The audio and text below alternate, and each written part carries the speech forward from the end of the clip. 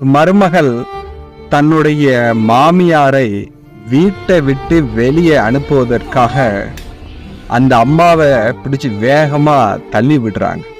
அதை நீங்க பார்த்தீங்கன்னா, அந்த வீடியோ பார்த்தீங்கன்னா புரியும். அந்த அம்மாவுக்கு வயது ஆயிடுச்சு, அதனால நீங்க தள்ளி விடுறீங்க. அதுவும் பேர குழந்தை முன்னாடியே தள்ளி விடுறீங்க.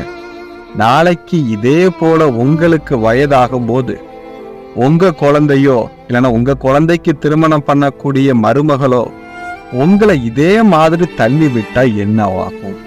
தன்னுடைய தாய்க்கு கொடுக்கக்கூடிய அதே மரியாதையை கணவனை பெற்ற தாய்க்கு ஏன் கொடுக்க தோண மாட்டேங்குது? அந்த தாய் இல்லாம அந்த கணவன் வந்திருப்பாரு அப்படின்னு ஏன் யோசிக்க மாட்டேங்கிறாங்க? அப்படிங்கிறதான் புரிய மாட்டேங்குது. தன்னுடைய கணவருடைய அம்மாவையும் தாயாக நினைத்தால் இத்தனை குடும்பத்தோட குழப்பங்கள் போயிடும். விதைத்ததை தான் அறுக்க முடியும். நமோ நாராயண.